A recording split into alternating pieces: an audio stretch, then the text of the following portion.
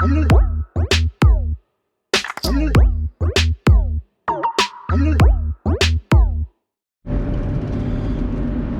log, star date, Thursday after Christmas. What's up, Drivetrain? We are driving. We're driving to Richmond BMX, driving to the track right now.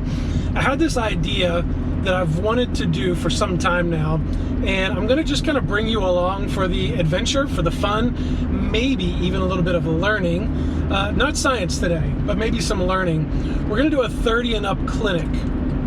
This is all experience levels, so we probably have some novice, some intermediate, maybe an expert or two out there, but it's for everybody. What I realize is that so many of you have gotten into BMX because of your kids, and you might take them to clinics, and you go to clinics, but you're just there on the side. Maybe you hear a couple things, but you're not actually on the bike in the midst of the clinic. You're just watching from afar. And a lot of times if we do go to clinics, you're also up there with 10-year-olds or 12-year-olds or maybe even the 17, 18, 19-year-olds that are super fast and a little bit of reckless abandon. And so because we all pay our own insurance, we're gonna show up today and just have an opportunity to learn some different skills. We're gonna talk about some cornering techniques, some track, what are the lines on the track? That's not something that everybody gets, and when you come into BMX later on in life, it's just maybe not something you learn. So we're gonna do a 30 and up clinic. I'm gonna end up putting you guys back down so I can drive there, and then I'll slap you under my helmet, and you'll get to hear the point of view and perspective of what I'm talking about and thinking and training people with, and yeah, it'll be a fun time. Let's get it. Great. All right, we're out here. I appreciate y'all. Now this is an active road, so we got to watch for cars coming around. You're gonna hear me anytime on the track say the phrase high hips, or keep your hips high, okay? The most stable way to be on these bikes is almost locked legs, almost locked arms. If you are, get myself around here. If you see the newer folks, you'll see them drop their center of gravity trying to be more stable, and then your bike does this every time you go over a jump. So if you stand straight up and almost lock your legs and your arms, which is actually how we'll start, you're going to be more stable. I'll come back around. So anytime I'm riding around the track and I get over a feature, I'm getting back like this so that I can prep for the next thing that's coming up. This also helps you beat the little kids in foot down, because if you go like this, you're going down, but if you can stay up, then you can start to do other skills. So what do we do to work on that? Number one is half cranks. This is a dual thing. So we want to keep our hips high. We're going to work on having our feet flat and doing one half crank, which I'm going to consider one pedal for right now. Okay, I'll get to a full pedal, which would be 2 half cranks, but right now we're just going to go 1 hips high, 1 hips high. We're just down here to the street light, not this first one, but the second one where it starts to bend. And what we want to do is make sure that as we get pressure onto the pedal, we're back up. It's going to feel really weird at first, but it's starting to train your brain that when you spin, get your hips back up. All right, so don't run into anybody. Watch out for cars. We're grown adults. Just work that way, roll a little bit, and then give a little pressure on that pedal. And Chris, don't fall off.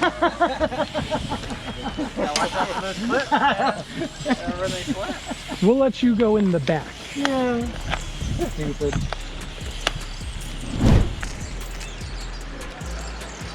Compared to the dirt jumper, which is a big gear.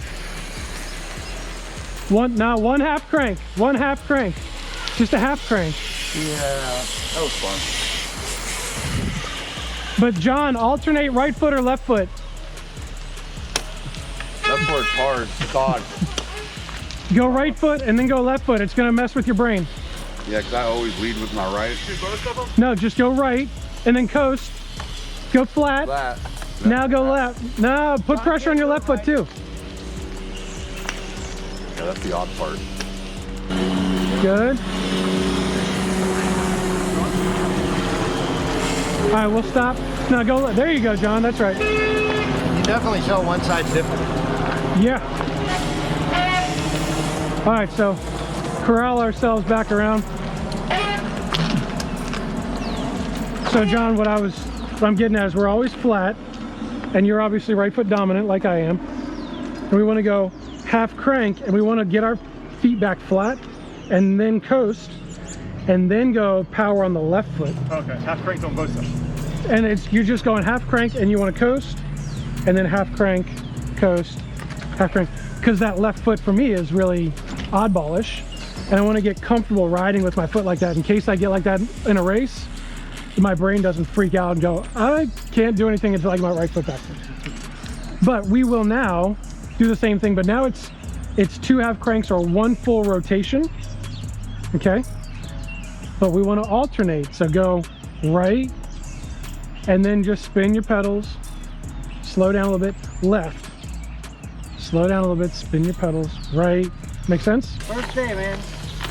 I am already told Declan we are going to be going around the neighborhood.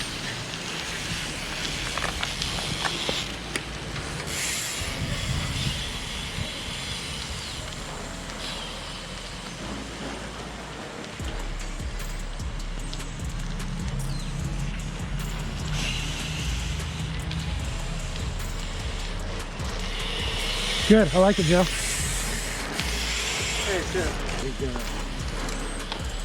Power, power. So push that second one all the way through, John.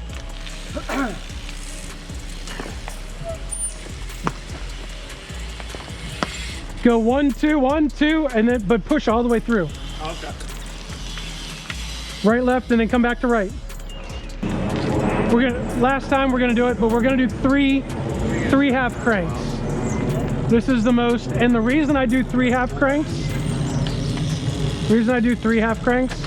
is specifically here coming out of the second or third turns.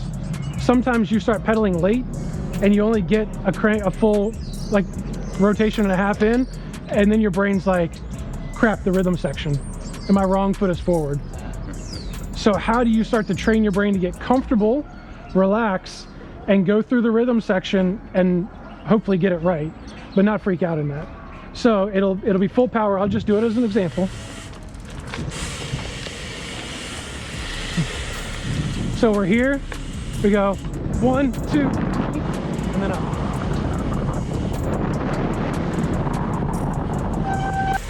Three half cranks. Ready, set, go.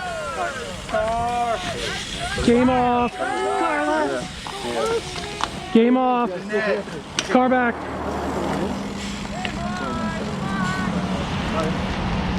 Game on. That's my Wayne's World reference for the day.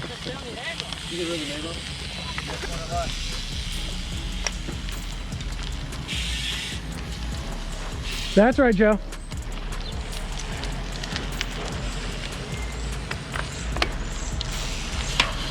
Push that third foot all the way through.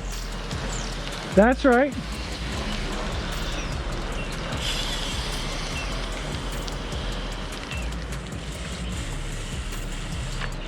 Yep, keep those hips high though.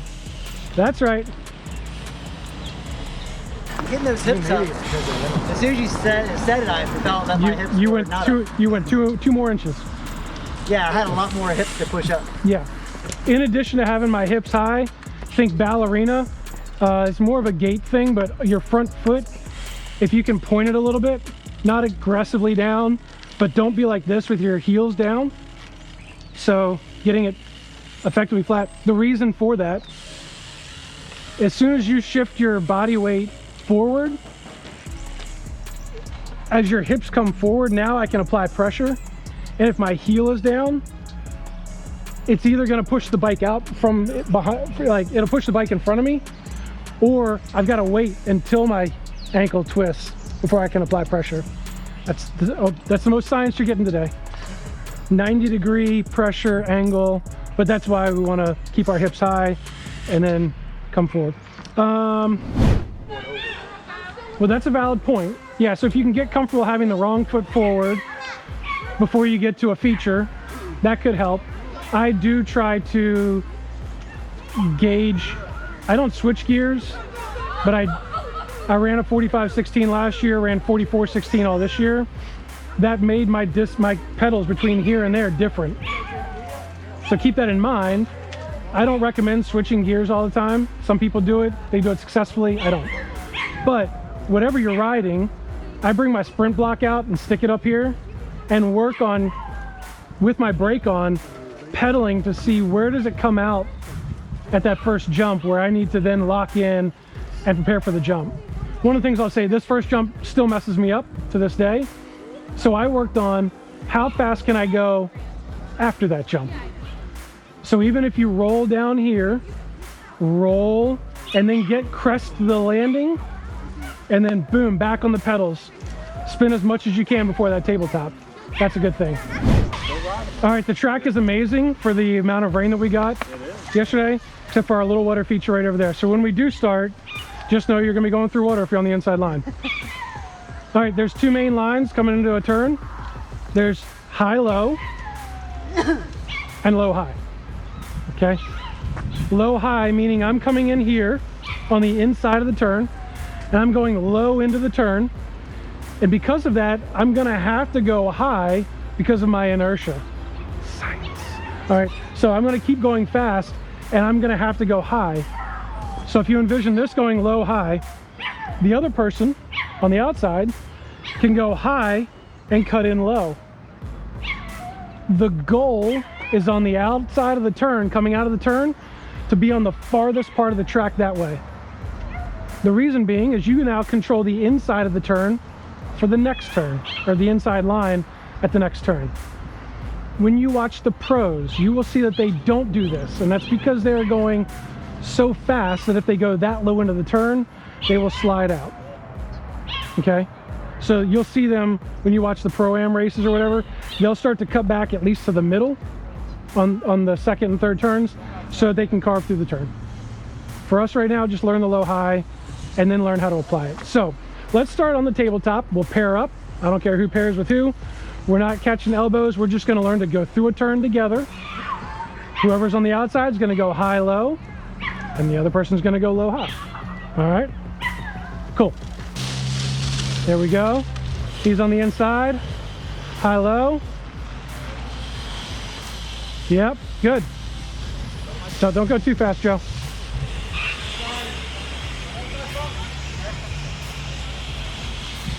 Good. Track speed. Go high-low. There you go. Turn in, John. There you go. Yep, just track speed with each other. There you go. Good. Good.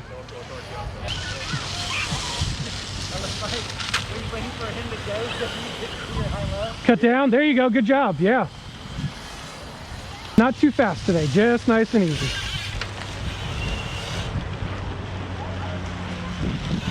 That was perfect. Yep. There we go.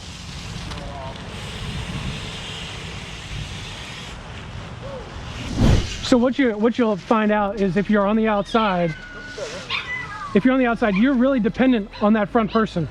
But for learning the lines, you've got to gauge how far on the outside you are and when you dip in. This first turn, you add almost 10 feet of distance by going high to low. It's long. It's so long. Now, the other thing I would say is when you go through, your goal is to get into the inside, right? Which means if you go high-low, you actually want to dip not to the jump, but it's almost to cut the person off in a true race, because you want to overtake that line. Worst case scenario, coming out at the same time, which is what we were seeing with many of you. When you tracked in at the same speed, you're coming through the lines and then you're coming out at that next jump at the same time. What I would say is now it's a matter of when do you start pedaling in that turn. A lot of us, we're just kind of coasting, we're getting used to it. Does anybody have a spot where they typically start to pedal? You can pedal the whole thing, you can. Usually what I say is at least by the guy on the Richmond BMX sign. So if we look over there, especially if you're going low-high, if you come in, you go low, you're cutting up high, that guy is usually that apex of your turn. and you want to get back on the pedals. But now what do you have to think about? You're pedaling super fast. What do you do with that thing? That's the next question.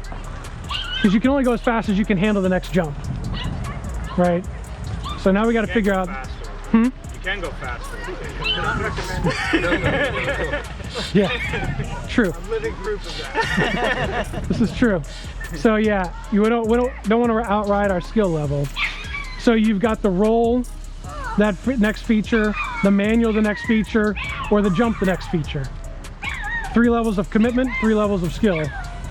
So for right now, because I saw you guys, I think you rolled it, but you manualed it. If you manual it, it's a commitment, and you're gonna hang out almost straight leg longer than is comfortable. And right when you feel like, oh my gosh, am I doing this right? Then your back wheel kicks out and it shoots you over the next jump. But it takes some commitment to do that. And that's not the type of manual that we did out there. You can't have your butt back if you're manualing on the track, unless you're Zach Drinker and you're doing it for Instagram. So let's try and do the same thing again. Whoever's in front, we're not trying to take anybody over.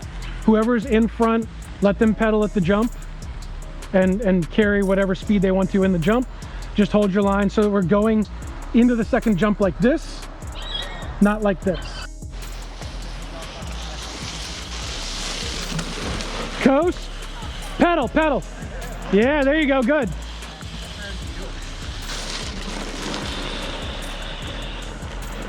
Woo!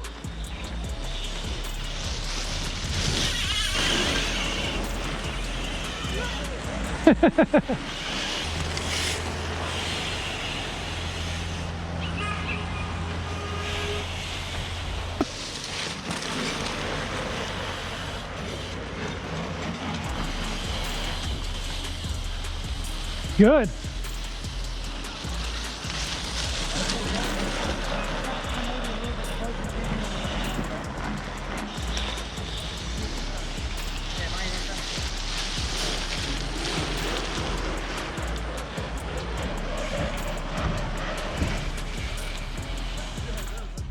Let's talk about when we're coming over jumps. This is the difference between, again, a manual on the road. We lock our arms and we lay back. And we use our butt to kind of position where we are over the pivot point, okay? When we're in a race and you're manualing, you want your head and shoulders to almost always be leading the cranks, if that makes sense. So we're pedaling, our body weight is in front of the cranks, and we're pressing down. When we get to a jump like this tabletop, if you just want to ride over the tabletop as easy as possible, you want your shoulders to go up the jump before your bike does. So you're going to kind of almost bunny hop, almost like I was pulling the front wheel up, but on the road I was leaning back to do it. Here we want to anticipate, suck the bars up into your chest as you're going up the jump, because as soon as you get up the jump, the bike's going to flatten back out, and then you go hips high, and then we can anticipate going down as well. If you've ever tried a pump lap, for me, when I pump lap, I pedal to the white line, the 30-foot line, and then you don't pedal anymore. And you have to work on anticipating each jump coming up, or maybe a little bit of a bunny hop here so that you hit this landing and you're pressing your momentum into the landing. This comes into play as we come out of this turn. We can anticipate the step up, and we can kind of get our head and shoulders going up and then up, and this thing here as well. Some people just roll over it and the bike does what it wants. Some people are pulling up early. Some people are purposefully just kind of, I get my shoulders to go over it and lighten my bike and then push into the landing to kind of propel you into the next feature. So this concept of your head and shoulders leading your bike translates as we get around to the third straight and start talking about the rhythm section.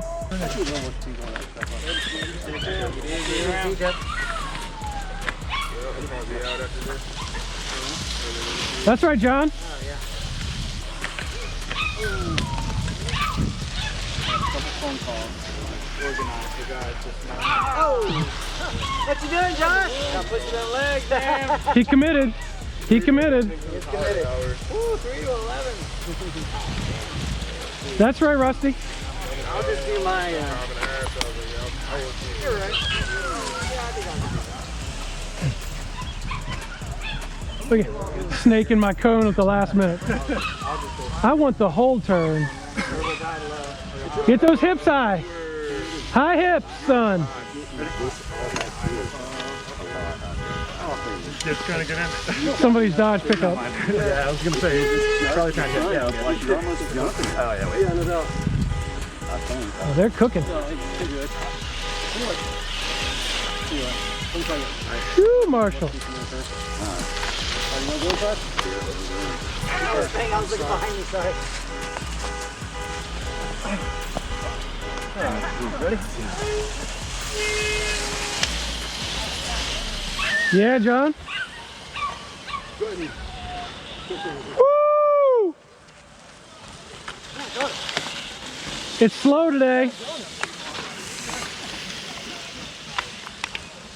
I'm in. It's the track's slow. You're pushing into the jump and it's slowing you down.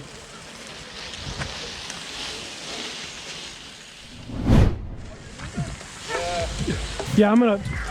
So a lot of people have tried to figure out, like, what do I do here? Tim's one that recently has been trying to figure it out. Yeah, he was telling me when he did it with you.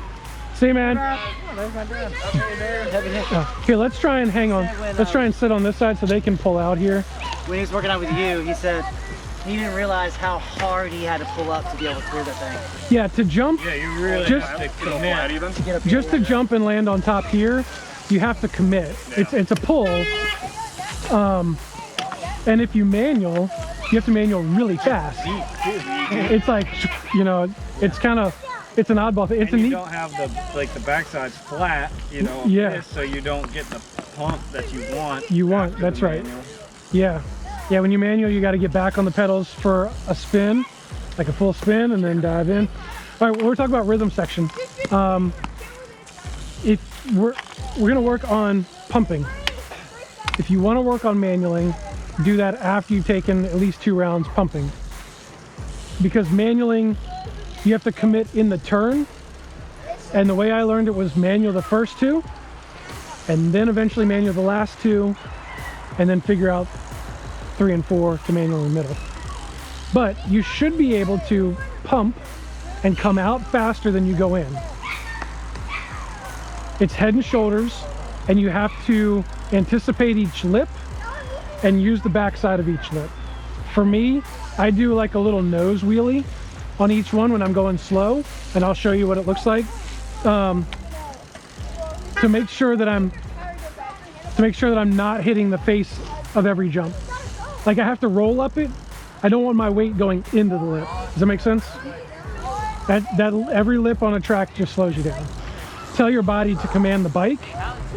Know it's going to come up, and as soon as you can, start hitting the downside, and you're pressing with your legs. Okay? If you notice my head and shoulders were far forward, going over that, that's another key element. But not too far, because you'll end up like that. That's right. Good.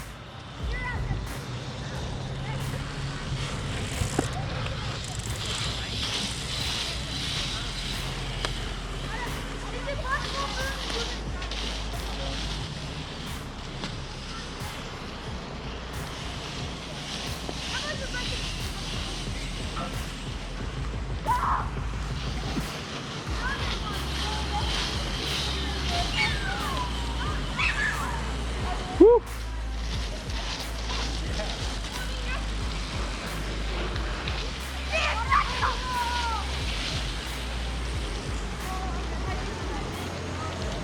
Come out faster than you go in. That's right. All right, drivetrain, that's a wrap on this clinic. It was a blast to get out there with people that are 30 and over years old and just start talking about what to do on the track. After we wrapped up this rhythm section right here, we went on to talk about gates. My battery died on the GoPro, but we're gonna end up talking about gates in another video because I want to use myself as an example with a bunch of information that I've got from when I started learning gates and then to now, and then what I'm working on even now into the future, so you can see all the stuff that I've been doing. But that's it. Hey, hit the like button, hit the subscribe button, and maybe share this video with another person that's 30 and over that's riding or is just getting into BMX and you think this information will be helpful. That's it for now though. We'll catch you later. Peace.